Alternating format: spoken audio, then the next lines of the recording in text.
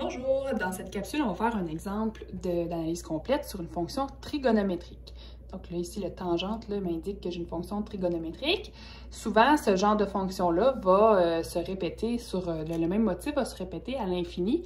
Donc, c'est toujours mieux pour vous évaluer de demander un certain intervalle fermé pour empêcher que vous fassiez les dessins jusqu'à la fin. Donc, on a 0 jusqu'à 2π qui est l'intervalle de définition de cette fonction-là. Donc, c'est comme un préambule au domaine et il y a sûrement des valeurs qu'on va enlever là-dedans en plus. Je vous donne une information.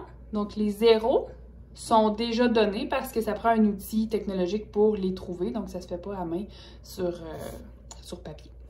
Donc, on va commencer l'étape 1 avec l'information des zéros qui est déjà connue. Donc, l'étape 1, il va rester 2 morceaux à faire. Le domaine. Donc là, le domaine, il ne faut pas oublier que les fonctions trigo sont cachotières et il y a souvent des dénominateurs là-dedans. Donc là, je vais avoir x moins tan qui équivaut à sin sur cos. Et donc, j'ai un dénominateur ici. Cos de x égale 0. Je me demande pour quel angle le cosinus de cet angle-là donne 0.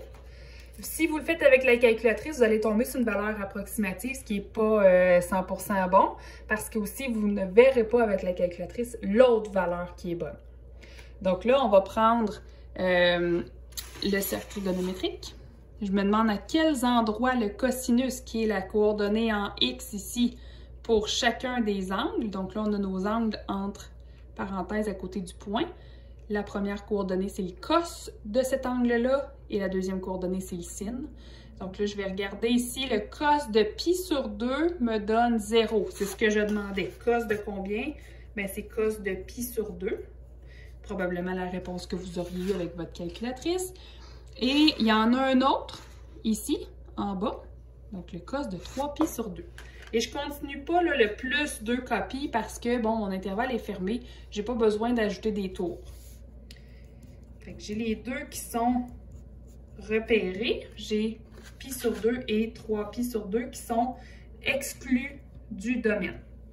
Ce qui fait que mon domaine de f serait 0 jusqu'à 2pi, sauf pi sur 2 et 3pi sur 2. Deux valeurs qu'on va devoir garder à l'esprit pour l'étape 2 pour faire nos asymptotes verticales et aussi pour les mettre dans notre tableau à l'étape 5. L'ordonnée à l'origine. Ce qui est important, c'est d'avoir la calculatrice en rad pour avoir la bonne réponse. Souvent, par contre, avec le 0, ça donne la même chose en rad puis en degrés, là, mais c'est pas grave. On le met en rad tout le temps. Ça va faire 0 moins sin de 0 sur cos de 0. Ça fait 0 moins 0 sur 1. Donc, c'est pas grave, le 0 sur 1, ça fait 0. Donc, on a le 0 est l'ordonnée à l'origine, qui est la coordonnée 0, 0. Et là, je vous avais dit aussi qu'il y avait un autre 0 qui apparaissait. Donc, un autre endroit où la fonction va croiser ou traverser l'axe des x. Ou y toucher, tout simplement. Donc, on a la coordonnée 0, 0, puis on a la coordonnée 4,493,0 qui est un 0. À penser pour la fin. Je vais avoir l'étape 2, asymptote horizontale et asymptote verticale. Là, les asymptotes horizontales, vous verrez que ça n'a pas de sens dans ce contexte-ci parce qu'on n'aura pas le comportement de x à l'infini. On arrête à 2pi, là. 2pi, on tourne autour de 6, donc on n'a pas besoin d'aller voir à l'infini. Il n'y aura donc pas d'asymptote horizontale à cause du domaine qui ne va pas à l'infini. Donc, l'asymptote verticale, comment je fais pour la trouver? Bien, je fais la limite. Là, ça va être encore une histoire de cercle. Là. Donc, je fais la limite quand x tend vers pi sur 2 de x moins. Je laisse en sin sur cos, c'est plus facile à évaluer. Donc, ça va me faire pi sur 2 moins sin de pi sur 2 sur cos de pi sur 2. Donc là, comment ça fonctionne cette histoire-là? Je regarde qu'est-ce que ça vaut. Sin de pi sur 2, ça fait 1. Puis cos de pi sur 2, ça fait 0. Donc là, on aurait la forme C sur 0.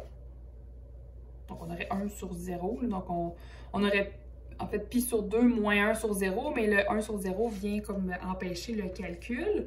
C'est pourquoi il va falloir se demander est-ce que c'est vers 0 plus ou 0 moins, puis ne pas oublier qu'il y a un moins en avant ici. Donc là, je vais avoir ceci, plus, limite, quand x tend vers pi sur 2, moins, de x moins sin sur cos, puis x moins sin sur cos. Bon, le premier chiffre ici m'importe peu. Ce qui m'importe, c'est ça ici qui va donner un infini. Là, ma question, c'est est-ce que ça va donner un plus l'infini ou est-ce que ça va donner moins l'infini? Donc là, je vais aller faire sin de pi sur 2. On s'en fout, ça fait 1. Mais en bas, cos de pi sur 2 plus. Et là, c'est là qu'il faut un petit peu mieux connaître son cercle. N'oubliez pas, je vous le répète, mais c'est quand même pas tout le temps évident, là. Le cos, c'est la coordonnée en x. Donc, c'est comme si je cherchais la valeur en x ici. Le cos de pi sur 2, ça me donne la valeur en x. Donc, si je prends pi sur 2, mais un petit peu plus, je vais le mettre quand même loin pour qu'on l'illustre bien. Donc, si je fais cos de pi sur 2, mais un petit peu plus grand que pi sur 2, bien, la coordonnée en x pour me rendre jusque-là, si je faisais un triangle rectangle, elle serait négative. Donc, en bas, ici, je me retrouve avec un 0 moins. Donc, j'ai 1 sur 0 moins, puis j'avais un moins en avant de tout ça, ce qui fait en sorte que je me retrouve avec un moins 1 sur 0 moins, ce qui fait plus l'infini. Donc là, l'histoire du cos de pi sur 2 n'est pas évidente, ça prend quand même un petit peu de réflexion. Je refais le même stratagème ici. Je me demande si je mets un 0 plus ou un 0 moins. Je m'en vais voir cos de pi sur 2, mais juste avant. Donc, un angle un petit peu plus petit que pi sur 2. Fait que là, je suis un petit peu avant. Là. Ici, on s'imagine un petit peu plus petit que 90. Là. Pi sur 2, c'est 90.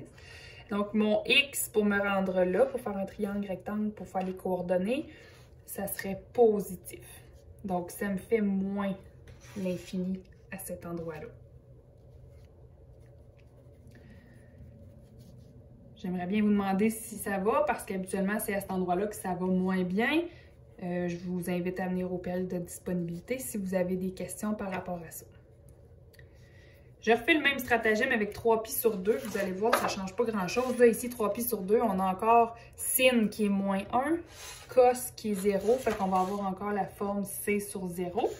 Qui donne des asymptotes, on le sait. Quand j'ai C sur 0, c'est automatiquement une asymptote. Je vous force à regarder qu'est-ce qui se passe autour. Donc, plus et moins.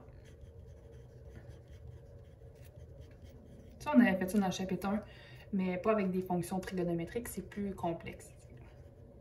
Sin de x. Oups, il n'y a pas de barre ici, là.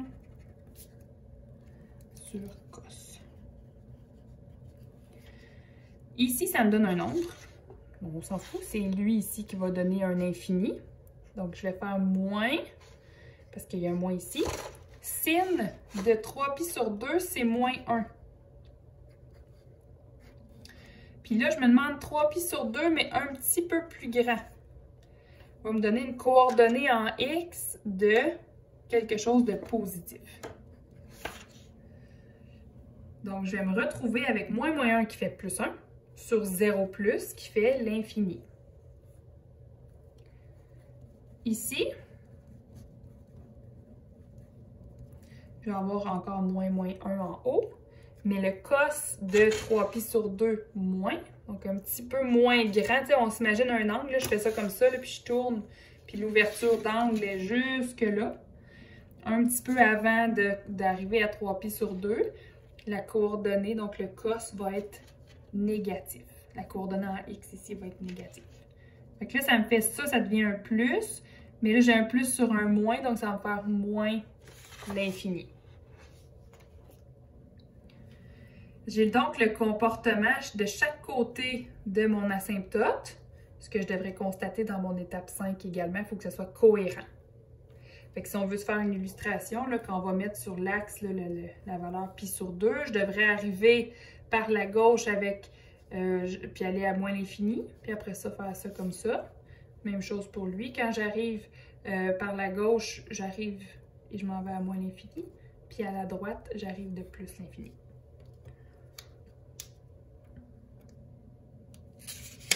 Ensuite, étape 3, dérivée.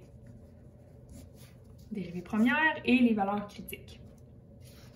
Donc, je fais ma dérivée, f' de x. Là, je dérive la fonction, je vous l'ai réécrit ici, qui était x moins tan de x. Je vais conserver tan pour la dérivée. C'est vraiment libre à vous. Vous auriez pu garder le sin sur cos, qui est un synonyme. Mais là, un sin sur cos, c'est un quotient. C'est un peu plus plate à dériver. Fait que question de paresse, là, j'ai gardé tan parce qu'on a déjà une formule pour dériver tan. Donc, la dérivée de tan, c'est sécante au carré de x. Donc, j'ai ma formule ici. Maintenant, je vais vouloir mettre ça égal à 0. Donc là, ici, on peut juste le traduire là, pour que ça soit plus facile parce que les signes, les cos sont plus faciles à manipuler.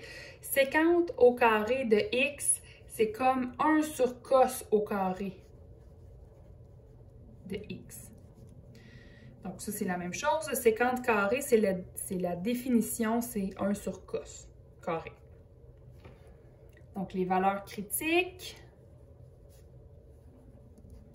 Là, il faut faire attention. Si je mets toute l'équation égale à 0, je ne peux pas juste prendre le numérateur parce que mon équation n'est pas toute sur le même dénominateur.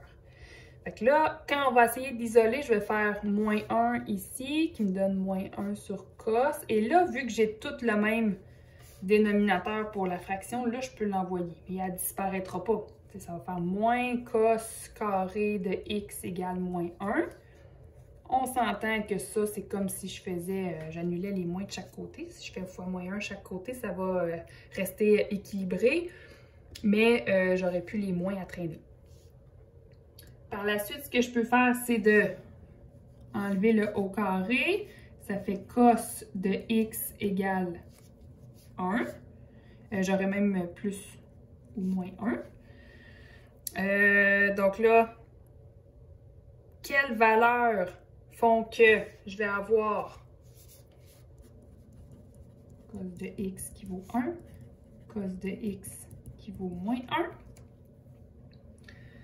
Donc, qu'est-ce qui fait en sorte que mon cos vaut 1? C'est quel angle, en fait, fait que le cos, qui est la coordonnée en x, vaut 1, mais j'ai l'angle 0. Je vais avoir l'angle... j'ai pas mal ça. Puis je vais avoir aussi 2π. Parce que j'arrive ici, là, un tour plus tard, le 2π, c'est pile à la même place. Donc ça fait que j'ai x qui vaut 0, puis x qui vaut 2π. Et j'aurais toutes les autres si j'avais continué mon intervalle plus loin. Et les endroits où le cos vaut moins 1, j'ai lui ici qui fait π. Ce qui fait que j'ai 3 valeurs critiques. Les 2 bornes sont inclus, puis il y a une autre valeur critique entre les deux qui vient d'apparaître. Je me demande aussi, ça c'était pour f' de x égale 0. Je me demande s'il y a des valeurs f' de x qui n'existent pas. Ça, c'est direct. Je vais voir s'il y a un dénominateur, c'est là que j'aurai un problème. Donc, je vais faire cos carré de x égale 0. Racine de chaque côté, ça fait cos de x égale 0. À quel moment, quel angle le cos vaut 0? J'ai ici π sur 2, puis 3π sur 2. C'est les mêmes valeurs qui reviennent, là. Et 3π sur 2. J'aurai le droit de changer de signe à ces deux endroits-là. Donc là, j'en accumule pas mal, là, des valeurs critiques pour possiblement des sommets, possiblement aussi des changements de signe. Étape 4, je fais la dérivée seconde. Donc, je passe ici de la dérivée de 1 moins sécante carré de x. Si je fais la dérivée de tout ça, vous allez pouvoir vous servir de votre feuille. Là. Donc, je fais la dérivée de 1, c'est 0. La dérivée de sécante au carré, bien là, ça serait 2 fois la sécante de x. Parce que sécante au carré, c'est comme si vous aviez sécante de x, tout ça au carré. C'est une équivalence. Donc là, je dérive comme si j'avais un u à la n. Mais là, j'ai fait le n en avant, la parenthèse intacte exposant 1, ça me prend la dérivée de sécante. Donc la dérivée de sécante, c'est sécante de x fois tangente de x, parce que x, c'est ce que j'avais là-dedans. Puis là, si j'avais eu d'autres choses que juste x, il aurait fallu que je dérive aussi l'intérieur de la parenthèse. Là, c'est juste x, l'intérieur, donc la dérivée, c'est 1. On n'est pas obligé de le marquer. Donc, au final, ça va me donner... ça ici, j'avais... Pardon, là, j'avais un moins. Si je veux juste vous expliquer pourquoi j'avais un moins, c'est parce que j'avais à dériver moins sécante carré de x. Donc là, ça me donne un moins à cet endroit-là. Donc si je veux juste regrouper tout ça, ça fait 2 sécante au carré de x tangente de x. Avec le moins toujours qui suit.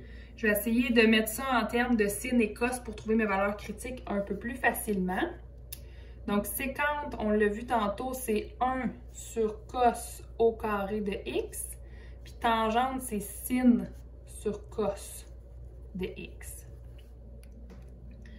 Donc, au final, si je regroupe tout ça, ça me donne moins 2 sin de x au numérateur, puis cos à la 3 de x au dénominateur.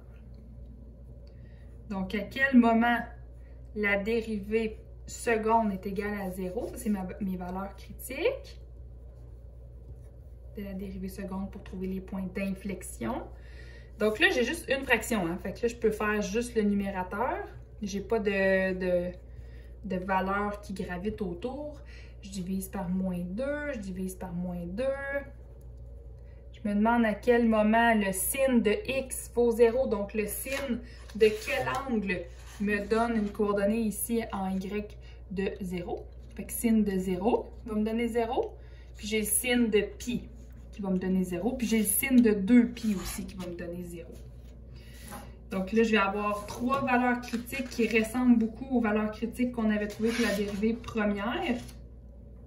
Fait que je vais avoir x qui vaut 0. Je vais avoir x qui vaut pi sur 1. En fait, ça va faire pi.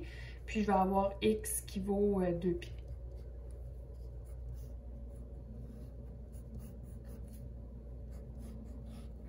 Donc, j'ai mes 3 valeurs critiques qui sont là. Pour la valeur critique qui annule le dénominateur, ça va être exactement pareil, hein, parce que j'ai cos à la 3, donc c'est comme si je faisais une racine cubique pour l'enlever. Donc, cos à la 3 de x égale 0. C'est les mêmes 2 valeurs ici là qu'on avait trouvées. Ça va être exactement identique. Et là, on a de l'ouvrage. On a un beau tableau à l'étape 5.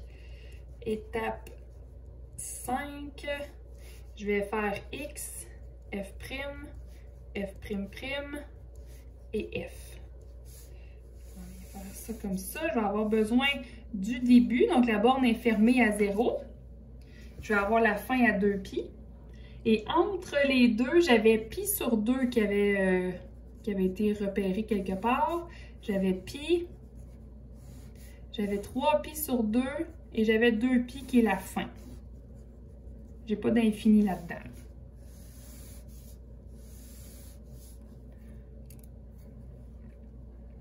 Et là, il faut essayer de regrouper toute l'information. Si je regarde mon étape 3, la fonction n'existait pas à pi sur 2 et à 3pi sur 2, puis j'avais 0 à ces 3 endroits-là. 0, 0, 0. N'existe pas et n'existe pas. Je teste avec la calculatrice en radians. Vous pouvez vous tester n'importe quel chiffre. Là. Par exemple, là, pi sur 2, ça vaut combien, mais vous regardez sur votre calculatrice qu'est-ce que ça vaut. Ça vaut pi sur 2, 1,57. Fait que vous pouvez tester, mettons, avec 1. Tu sais, 1, là, 0 et pi sur 2, entre les deux, il y a tout ce qui est entre 0 et 1,57. Vous prenez ça, vous mettez ça dans votre formule de dérivée première et vous regardez le signe. Le chiffre ne m'intéresse absolument pas. Donc là, le signe ici, ça va être négatif. Ici, je regarde entre 1,57 et 3,1416. Donc là, ça va être négatif. Même chose, je calcule approximativement un nombre qui se retrouve entre chacune de mes valeurs de x. Et là, c'est drôle, j'avais le droit de changer, mais je n'ai pas eu besoin. Donc, la fonction va être constamment décroissante. Pour la dérivée seconde, qu'est-ce que j'avais comme valeur critique? On regarde ici à l'étape 4. J'avais la fonction qui n'existait pas aux mêmes endroits que la dérivée première. Puis là, j'avais les valeurs critiques ici à 0, pi et 2pi.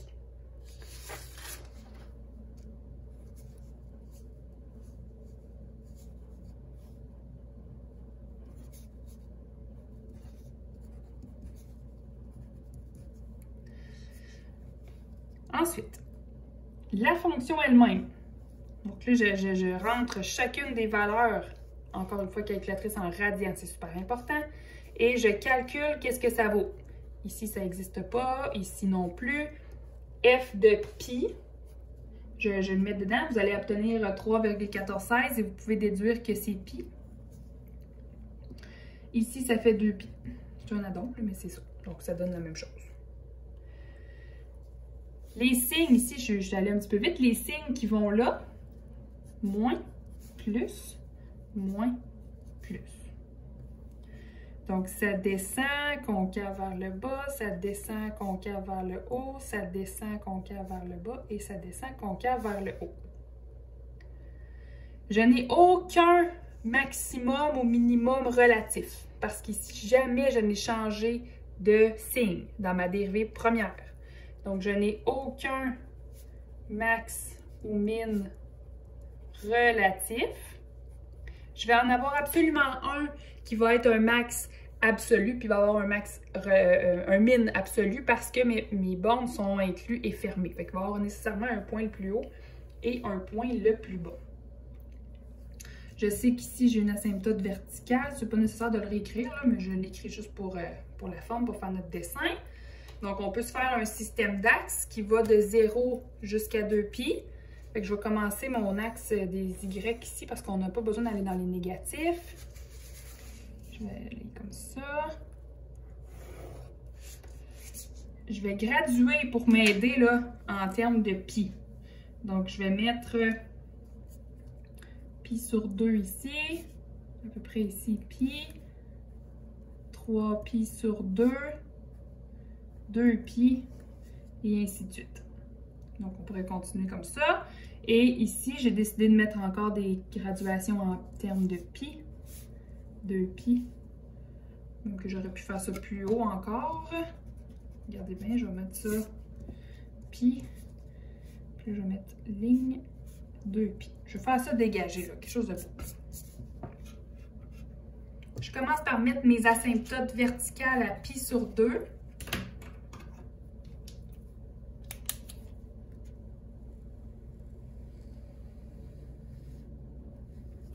Et à 3 pi sur 2.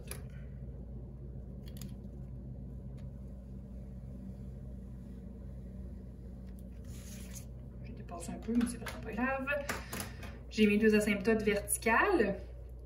Je peux aller placer, donc j'avais 0, 0 ici, qui était un point du départ. Si on retrouve l'étape 1, là, ici, là, on avait le point du départ qui était 0, 0, puis on avait le point 4,493,0 à aller placer. 4,493, ça se trouve juste un petit peu avant 3 pi sur 2. Vous pouvez le calculer, le 3 pi sur 2, ça vaut 3 pi divisé en 2, ça fait 4,71. Fait que 4,49 est à peu près ici. Fait que ça, c'est un 0 qui était à 4,493. Est-ce que j'ai d'autres points? J'ai pas de sommet. j'ai quand même, par contre, des points d'inflexion qui vont apparaître. Parce que, regardez ici, j'avais un changement de signe puis une continuité. Donc, j'avais un changement de signe puis j'ai un trait qui passe par là. Fait que là, le point pi va être spécial. Il va avoir un point d'inflexion à cet endroit-là. C'est un addon, le pi. Et il va avoir un autre point d'inflexion. En fait, il y en a deux autres. Là, il y a 0, 0. Et il y aurait à 2pi, 2pi. On n'oublie pas que c'est sûr que là, on ne verra pas la suite du changement de signe, mais c'est quand même parce que le domaine a été tronqué. Là. Donc, 2pi, 2pi. J'essaie de faire ça droite, là. C'est pas évident. Et voilà. Je vais avoir un point d'inflexion. Et là, je dois descendre à partir de 0 jusqu'à 2pi, descendre en étant concave vers le bas et en touchant à mon 0. Donc, je vais faire ça comme ça. J'imagine que ça part comme ça et ça s'en va vers moins l'infini. Entre pi sur 2 et pi, donc entre là et là, qu'est-ce qui se passe? Bien, ça descend de manière concave vers le haut jusqu'à mon point d'inflexion et ça partait de l'infini comme ça à mon étape 2. Donc, on savait que à droite de pi sur 2, je partais à l'infini. Puis à gauche de pi sur 2, je m'en allais à moins l'infini. À date, tout est cohérent. Après ça, je pars de pi jusqu'à 3pi sur 2 en étant tout le temps décroissant, mais concave de l'autre sens. Fait que là, je vais aller comme ça. Et je dois passer par mon autre 0, puis m'en aller à moins l'infini, comme me disait mon étape 2 toujours. Là, ici, c'est sûr que la courbe est peut-être un peu moins... est peut-être un peu plus abrupte. C'est vraiment pas grave, c'est une esquisse, comme on disait. Donc là, à 3pi sur 2, un petit peu avant, c'était effectivement à moins l'infini, puis après, à l'infini. Donc là, l'infini, puis là, je m'en vais en descendant concave vers le haut jusqu'à mon point d'inflexion comme ça. Et ça ferait comme une espèce de... Si on continuait, là, ça ferait ça comme ça, des vagues comme ça jusqu'à l'infini. Mais là, on a tronqué, on a arrêté le domaine à cet endroit-là et à cet endroit-là. Donc là, en ce moment, je vérifie mon affaire, là, que tantôt, je vous ai dit, le domaine était fermé, donc on allait avoir un max absolu, un min absolu. C'est pas tout à fait vrai, c'est qu'il faut que la fonction soit continue pour s'assurer de ça. Mais là, je peux quand même vérifier. Mais là, on voit bien qu'on s'en va à moins l'infini, donc il va détruire tous les minimums qu'on aurait pu trouver. Et ça va à plus l'infini, donc ça va détruire tous les maximums qu'on aurait pu trouver. Donc, ni absolu. Je mets mes équations. X égale pi sur 2. Et j'ai mis mes points d'inflexion qui étaient avec leurs coordonnées. Donc, vous avez la démarche complète pour avoir 100% de vos points pour ce genre de numéro-là.